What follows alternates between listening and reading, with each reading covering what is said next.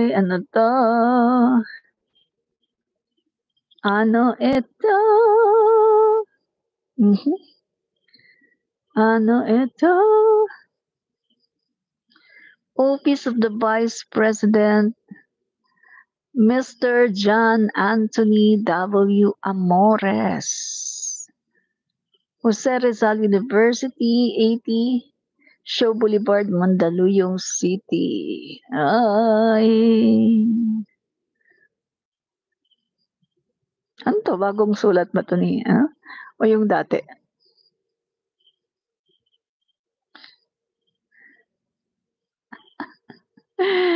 Ah, yan. So, ano 'tong sabi ni Panfilo Lacson? Hindi ligtas ang mga senador sa issue sa anomalya sa flood control projects. Iginiit ni Senator Panfilo Lacson na posible umanong may mga senador at miyembro ng Kamara ang parte sa maanomalyang ghost at flood control project sa bansa. Paliwanag niya, ang mga mambabatas na gumagawa ng insertions ay may karapatan na pumili ng kontratista para sa proyekto. Sa kabilang banda, idiniin ni Lacson na hindi rin tamang pangalanan ang sinuman hangga't wala pang matibay na ebidensya at solidong basihan, 'no? So, imbestigahan 'to, walang dapat walang, no hold bars, 'no? Walang tago-tago, imbestigahan lahat 'yan. Kung sino yung mga involved sa Senado, sa Kamara, imbestigahan lahat 'yan, walang itago, 'no? Ayaw ng pangulo natin na merong tinatago, 'di ba? Oo. Sabi naman ni Inday Villaruz, "Daming umiiyak sa'yo madam, ma'am." Opo, iyak na nga po silang iyak, kanina pa silang umaga umiiyak, 'no? And TYT Gas, hello ma'am, hello din po sa inyo. Uy, yung mga nanonood sa akin, 'no, sina TYT Gas, na Kami Kaniko Mix TV, kanina si Ocho nakita ko rin, 'no, si Ch rin kanina, 'no? Dati madalas kayong nanonood sa'kin, 'no, pero ngayon minsan ko na lang kayong makita. Busy po ba kayo, 'no? TYT Gas, Kami Kaniko Mix TV. Busy po ba kayo, 'no? 'Yan, minsan ko na lang kayo makita dito sa aking live, 'no? 'Yan. Ah, Dali tingnan ko kung nandito pa yung ating regular na tagapanood. Okey. Nawala yung iba kong mga regular na tagapanood, eh. 'Yan, baka busy. 'Yan, si Ark 'yan, itong si Ark madalas din 'tong manood sa'kin. 'Yan, si Lorna Rafael, wala wala ngayon si Lorna Rafael, 'no? 'Yan, yung mga madalas manood sa'kin natatandaan ko, 'yan.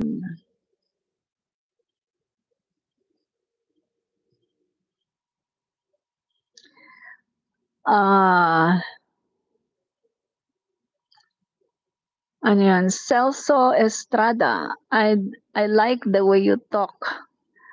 I'm number one fan, Oslek. Maraming pong salamat, Oslek. June Ria Libit. Oy, si June Ria Libit, 'no? Ayan, nanonood din 'to sa'kin, 'no? 'Yan, okey.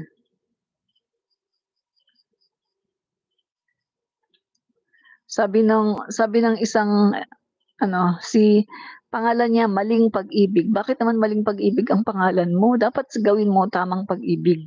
Ang sabi ni Maling Pag-ibig, "Sino 'tong matandang ito? Loyalista ba 'to o kakamping? Buhay pa pala 'to, akala ko inatake na daw 'to."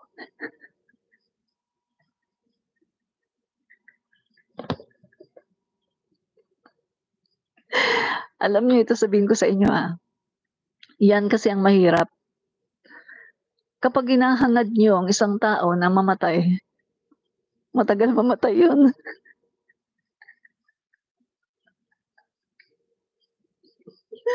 Ay naku, itong mga DDS kasi 'no, itong mga, ah way back panahon pa ng ano, ng mga 2021 'no, yung kampanyahan. Ang kalaban namin nun mga pink, dilaw, yan. May mga pink minsan o dilaw sasabihin yung mga toxic 'no, sabihin, "Mamatay ka na!" Yan. I-wi-wish nila mamatay na ako 'no. So, kakampi pa namin nun Uniteam. My God, kung alam ko lang na ganito kabobo at ka-toxic si Sara na yan. Naku, talagang hindi ko talaga yan binoto 'no. Binoto ko lang yan dahil kay PBBM. So, ito na sabi ng mga dilawan na toxic, "Mamatay ka na! Fake news ka!" Ganyan, 'no. Kalaban namin dati mga dilawan, mga kakamping. Tapos nung ano, eh, di buhay pa rin ako. Eh, kasi kapag may nag-wish sa'yo na mamatay ka, matagal yung buhay mo. Eh, di ito na, ah, nag-break na ang Uniteam. Marami naman ako ngayon mga kakampi, mga kakamping naman, mga kaibigan, oh. Alam niyo ba kasama namin yung mga kakamping 'no, sina Attorney Enzo Recto, sina Aling Marie na mga kakamping, at yung iba pa kasama po namin 'yan 'no, sa mga rally pinapatalsik namin 'no, si Sara Duterte. Ilang beses kami nag-rally nun kasama namin mga kakamping, kasama namin yung Bunyog Party List at, meron pang Akbayan 'no. So, meaning to say, yung kakampi naman namin ngayon kakamping at saka yung mga ibang dilaw 'no, mga dilaw na hindi toxic, yung mga hindi masyadong, never again to martial law 'no. So, ibig sabihin ngayon ang kalaban namin DDS, ang kakampi naman namin ngayon mga pink naman tsaka dilaw 'no, yan naman ang kakampi namin ngayon. Pagkatapos etong mga DDS naman, wish ng wish na mamatay na daw ako, mamatay na raw ako, sana mamatay na daw ako, ganito, ganyan. Eh, ito ang masasabi ko sa inyo, matagal akong mamamatay. Kasi wish kayo ng wish na mamatay ako, eh. Matagal akong mamamatay at lalong-lalo na, oh, lalong-lalo na, matagal talaga akong mamamatay dahil ako ay merong pakita ko sa inyo, ha, kung bakit matagal akong mamamatay. Papakita ko sa inyo ang dahilan. Unang-una, dahil nagwi-wish kayo na ako ay mamatay, so matagal po akong mamamatay. Pangalawa, ito po ang dahilan. Kaya matagal akong mamatay dahil meron po akong pakita ko sa inyo. Ito po ang dahilan. Eto, meron akong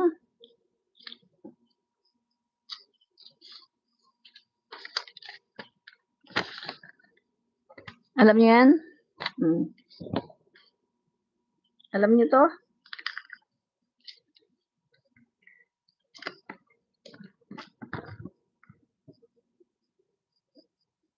Saint Peter.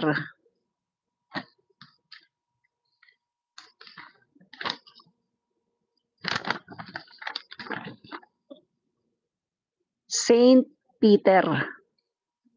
Meron akong Saint Peter. Nagbabayad ako ng Saint Peter monthly. At ito proven ito, proven. Yung mga tao na may Saint Peter ang tagal mamatay. Matagal mamatay ang mga taong may Saint Peter. Eto ito proven. Yung nanay ko, 86 years old. Ilan silang magkakapatid? 11. Ang lahat ng mga kapatid ng nanay ko, isa-isang nalagas. Isa-isang nalagas. At nitong ano lang, itong taon na 'to, 'no, a few months ago, yung kanyang isang kapatid na bunso naman ang namatay. Yung nanay ko, nag-iisa na lang siya ngayon. 11 silang magkakapatid, ngayon nag-iisa na lang ang nanay ko. Bakit? Sa kanilang lahat na 11, siya yung nag-migrate sa Manila. At siya din ang merong Saint Peter. So tama yung sinasabi ng mga taga Saint Peter at sinasabi ng mga tao, "Ay may Saint Peter ka, naku ang tagal ng buhay mo."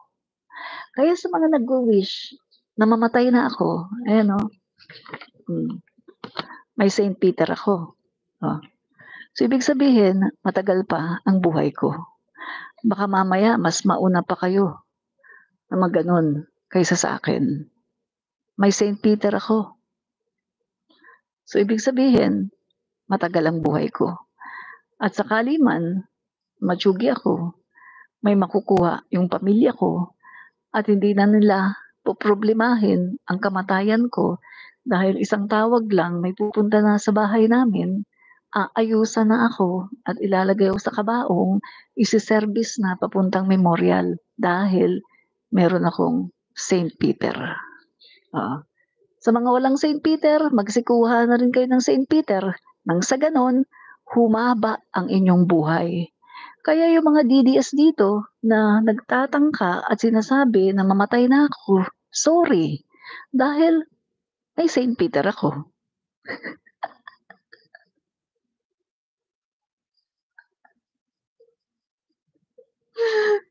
Ay, nako.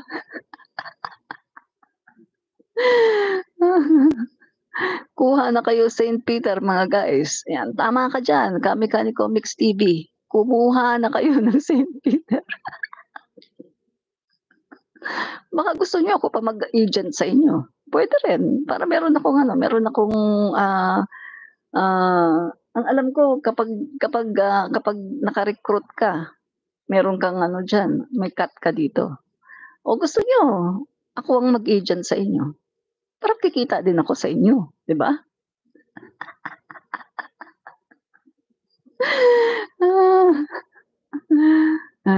Kenneth Baoy, kukuha na ako para infinity life ko. Kuha na kayo ng Saint Peter. Guys, proven 'yan. Proven. Kahit mismo yung mga taga Saint Peter magsasabi sa inyo, pag kayo ay sinasabihan ng ganito, ganito, sila mismo magsasabi sa inyo at proven 'yan sa lahat ng tao na may Saint Peter, mahaba ang buhay. Yung nanay ko nga 11 sila magkakapatid, 11. O ngayon, siya lang ang natira. Oh, 'di ba? Pati yung bunso nila, wala na rin. Nanay ko lang ang natira. Kung titingnan natin dapat mauna pa yung mga bunso, 'di ba? Dapat mauna pa yung mga bata sa kanya. Oh. Hindi naman siya bunso, nauna pa yung mga mas bunso sa kanya. 11 sila, ngayon ang nanay ko. 'Pag nakita niyo ang nanay ko, grabe, ang lakas. May Saint Peter siya. Kaya yung mga gustong mamatay na ako, sorry ha, may Saint Peter ako, matagal pa ang buhay ko, 'di ba? Matagal pa ang buhay ko dahil meron akong Saint Peter. So kayo, mag-Saint Peter na rin kayo, 'di ba? Ayan, nakapag-sales talk pa tuloy ako tungkol sa Saint Peter, 'no? Sabi naman ni James Bernadas, "Ay naku ma'am, ang Saint Peter ay pabagsak na ata kasi hindi na maganda ang serbisyo. 'Pag namatay ka ay ifi-freezer ka." My God! Ano na namang kapeknyasan 'yan sinasabi mo? My God! Just lately lang burol. Pumunta kami sa burol ng matanda na namatay na merong Saint Peter. Ang ganda ng chapel, ang ganda ng serbisyo. Wala na silang problema. 'No, wala silang problema. Huwag masyadong nagpapaniwala sa fake news, at saka paanong babagsak ang Saint Peter. Alam mo ba, isa 'yan sa negosyo na maganda kasi ang tao palaging may namamatay. Bukod sa pagkain 'no, bukod sa mga restaurant, mga pagkain, yang Saint Peter maganda 'yan, panahon nga lang pandemic 'di ba, nakita mo panahon ng pandemic, yung mga punerarya nga, ayaw na ngang tumanggap ng patay kasi maya-maya, wala na nga silang wala na nga silang tulugan, 'Yan ang boom na business. Gusto mo yumaman? Mag-business ka ng punerarya o kaya ng service katulad ng Saint Peter. Gumawa ka ng business na ganyan para yumaman ka. Kasi yan yung business na walang lugi. Kasi every minute, every hour, every seconds of the day, may namamatay. Real talk tayo, real talk. 'Di ba?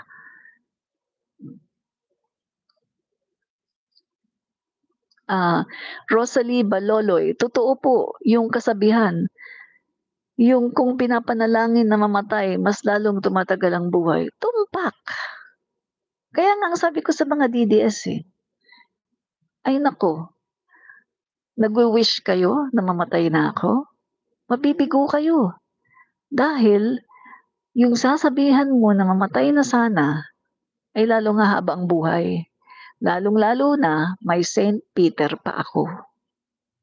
'Di ba? Hmm. Ah,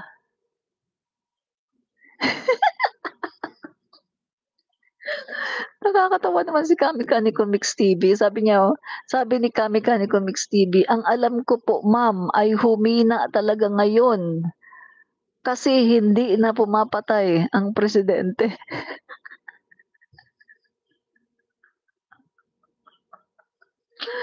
Tama, 'di ba? Panahon ni Duterte malakas, sobrang lakas 'no?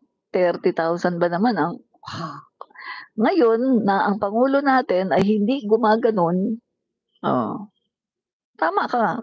Tama nga si Kami-Kami ko Mix TV, humina, humina nga ang mga punerarya, ang mga Saint Peter, kasi ang presidente hindi pumapatay.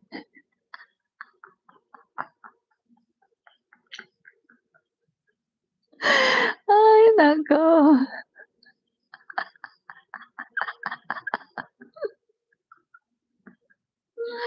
ah, ah.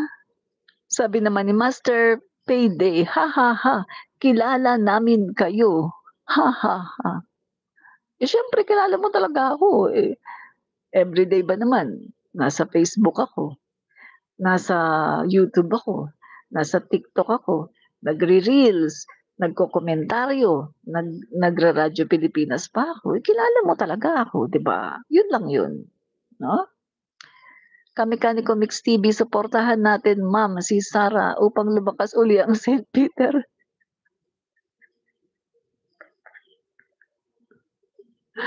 'Wag na lang Kami-Kani Comics TV, hindi bale na kahit malugi ang St. Peter. Ayoko ng maraming intindihan. Mm,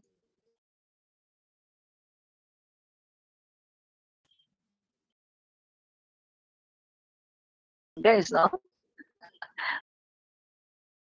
ayun.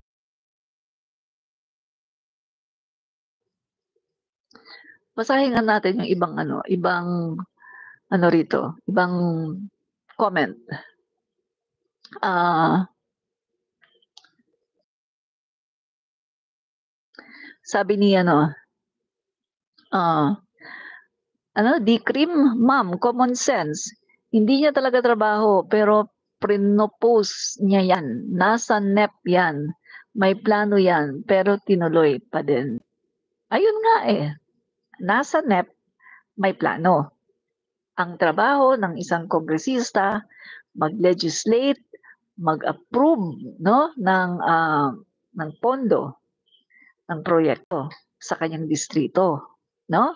Ang trabaho niya kausapin ang kanyang mga constituent, ano ba ang kailangan ninyo? Ang constituent niya humiling ng isang barangay hall na nandun na lahat. So, ayan, pinagbigyan at nag-legislate, inapprove, nagkaroon ng pondo. Ngayon, eto na. Sino ngayon? Sino na ang merong, kumbaga, sino na ngayon, kanino na ngayon mapupunta yung trabaho na paglalakad ng mga building permit, ng mga mayor's permit, gawain ba 'yan ng kongresista? Hindi 'yan gawain ng kongresista. Sa pagkakaalam ko, mga kaibigan, real talk lang tayo, sa pagkakaalam ko, ang gumagawa niyan ay ang DPWH. Sila ang gumagawa niyan. Tama naman yung sinabi ni Joel Chua, eh. DPWH ang gumagawa niyan. At lalo na pala guys, na yan pala ay proyekto ng national government. Kung titingnan mo, hindi dapat magsiga-sigaan si Isko Moreno diyan. Proyekto yan ng national government. Hindi niya yan proyekto. Hindi yan bastang proyekto lang. Kongresista. Proyekto yan ng national government. Kaya sa tingin ko, mga kaibigan, kung sasabihin niyang may mali, isa din siya sa may mali. Unang-una, 2022 pa pala nag-start yung proyekto na yan. Siya ang mayor. Nung 2020 pa pala nag-start, ha? Siya ang mayor ng Maynila. Si Isko Moreno ang mayor ng Maynila 2020. Kung talagang ayaw niya sa proyekto na yan, bakit nung 2020, sana totally pinatigil niya at hindi niya hinayaan na gawin. Kaso, ginawa pala yan eh. Nag-start pala yan 2020. At natigil lang pala yan dahil naubusan ng budget. At nung si Congressman Joel Chua na nakaupo noong 2025 ngayon at ginawa na ni Congressman Joel Chua, aba, nagalit na si Isko. Nung sinimulan na yan ni Congressman Joel Chua, nung nakaupo na siya, nagalit na si Isko. Ano yan? No. I smell something wrong, di ba? Mukhang may kakaiba. Mukhang merong pamumulitika.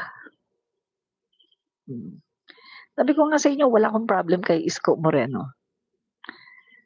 At bilang nanalong mayor, igalang natin, mayor siya ng Maynila. Pero dapat naman, igagalang din niya yung kanyang mga constituent. Hindi porke mayor ka ng Maynila, magsisiga-sigaan ka lang. Dapat marunong ka ring makisama. At dapat, as head of the city, as the father of the city, dapat marunong kang yakapin ang lahat ng iyong mga constituent. Kakulay mo man, kalahi mo man, kaibang partido, dapat yakapin mo sila para gagawa kayo ng mga bagay, pagtutulungan nyo para mapaunlad ang Maynila. Hindi yung makikipagbangayan ka everyday. Everyday, babatikusin mo si Joel Chua. Everyday, babatikusin mo si Valeriano.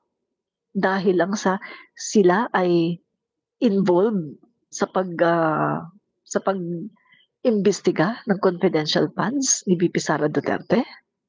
Sa tingin ko, mali yan, mga kaibigan. Mali yan. Hindi dapat ganyan. Diba?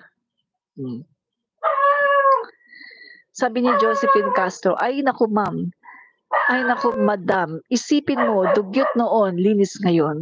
Wala akong, sabi ko nga sa iyo, di ba, I don't have any problem, no, with Isko. At kung kanina napanood mo yung sinabi ko, ang ingay ni Sara. Sara, wag ka maingay, Sara. Sara. Ay, ang ingay ni Sara. Sara, may tao ba? Ang ingay ni Sara.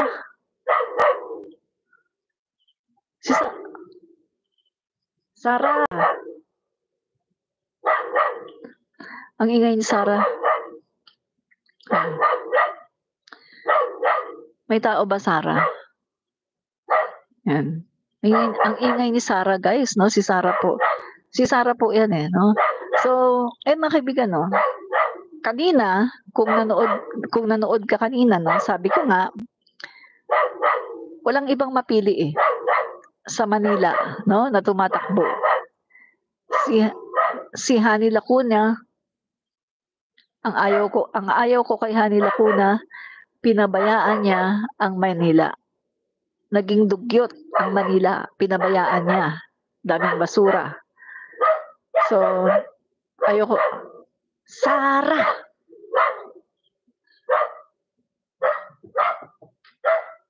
Sara, ano ba yan?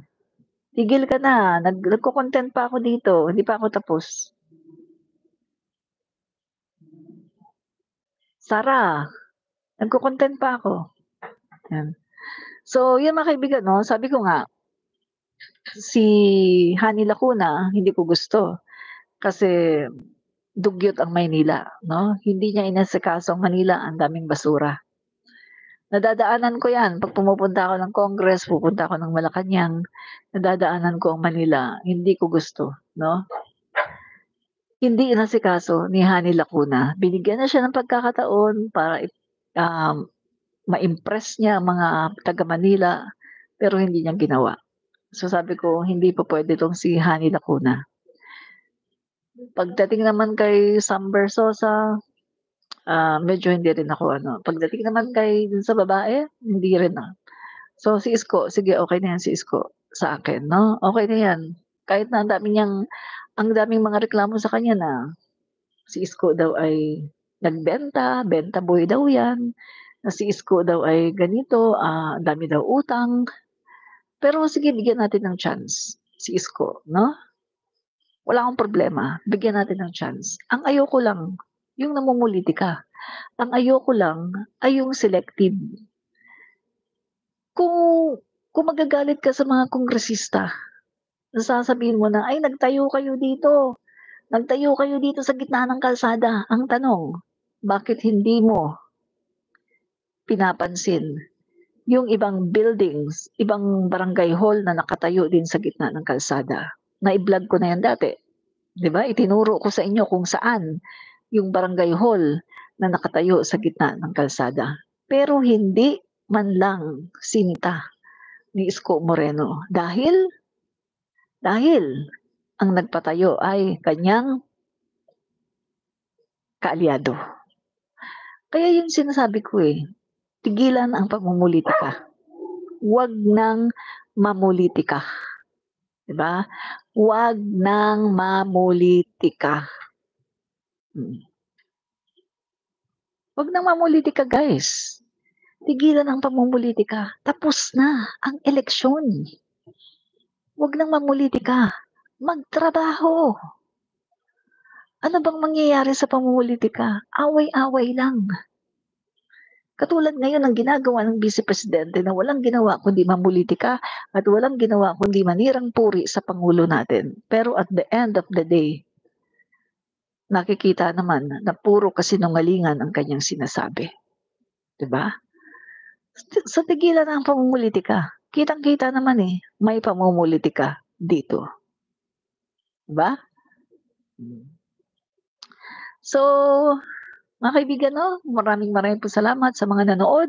1 oras na pala tayo at 26 minutes. Mga guys, paki-follow niyo po ang aking Facebook page, Admin Rich. At paki-follow o paki-subscribe na rin po ang ating YouTube channel at paki-double tap to like. Double tap niyo po mga kaibigan para kayo makapag-like, no? Yan, nakapag-like na sila. Marami pong salamat sa mga nag-like, no?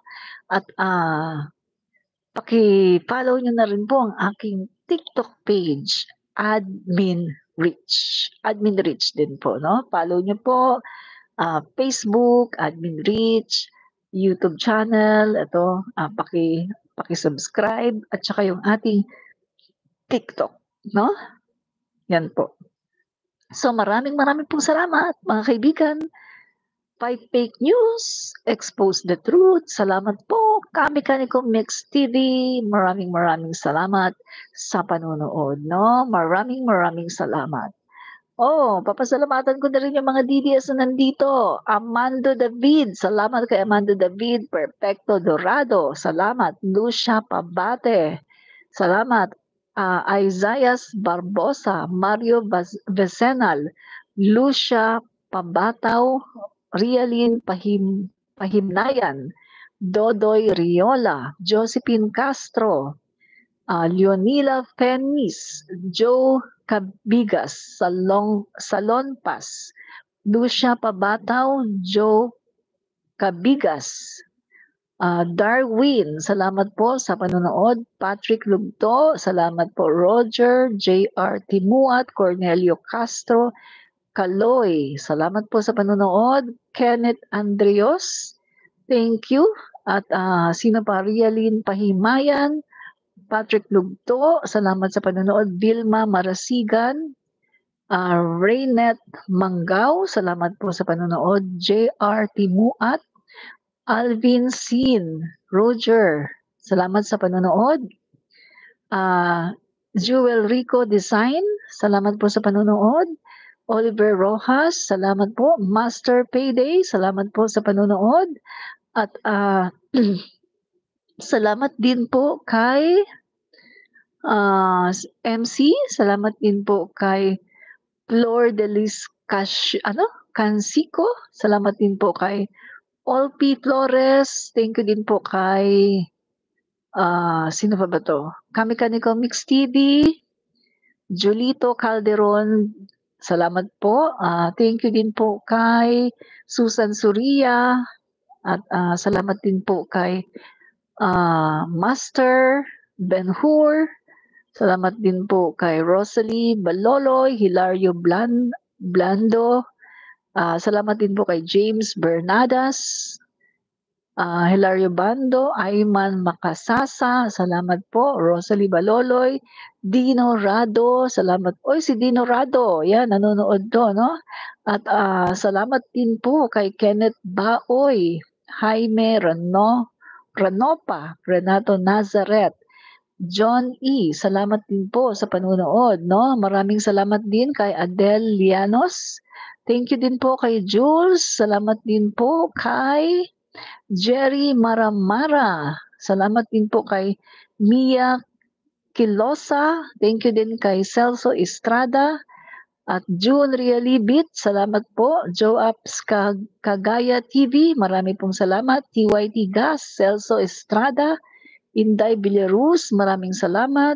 Ednaline Ebanez, Horror Short Story, salamat po. Eleanor Perez, salamat po. Maling Pag-ibig, salamat po. Mary Joy, yan, thank you very much. At salamat po kay Jack Lee, Leandro Tan, Marcing, Remigio Clemente, Alberto Balsam, Jamel Balowa, Lamberto Escamilla, salamat po, no? Thank you din po kay June Samaniego, Eduardo Lelis, Jamel Balowa. Salamat po sa panonood, no? Timangyo La Pasha, Eduardo Lelis, Jamel Balowa, Stanford, Solido Cabolitas, salamat po. MST Jark, salamat po kay Amazing Insects. Totong Dalisay, Nald, salamat po kay MC Pizili. Mark Rivera, salamat din po kay Solido Cabolitas, Eduardo Lelis. At maraming salamat din kay Jamel Balowa, Moose Nook. Thank you din po kay Edja Laure. Sino pa ba? Gerson Magnegro, Rod Palseso, Tito Cantojos, Under the Mistletoe. Yan, marami pong salamat kay Jay Kabski, Edja Laure, salamat po kay Ron Cayago. Thank you po kay Ramon Yambaya, Ver Parala, Edja Laure, Rosita Palguera, Amazing Insects. Salamat din po kay Ayon 7, Salvi Valderosa. Joy Kabski, salamat po kay Lorenzo Pedrique, Constante Taliedo, ang dami Clarice Tempadan, Roderick Escobar, John Glenn, salamat po. Mayrian Valenzuela, salamat po. Rod Palseso, thank you. Lina Cornejo, Dakoy-koy, salamat po, no? At salamat din po kay Salvi Bardelosa, Karen Aldren, yan. Hermini Gildo Trinos, Dakoy-koy, 'no? Salamat din kay Amazing Insects, Alicia Tiopis, at maraming salamat kay Marcia Gareza. Sabi niya, taga saan po kayo?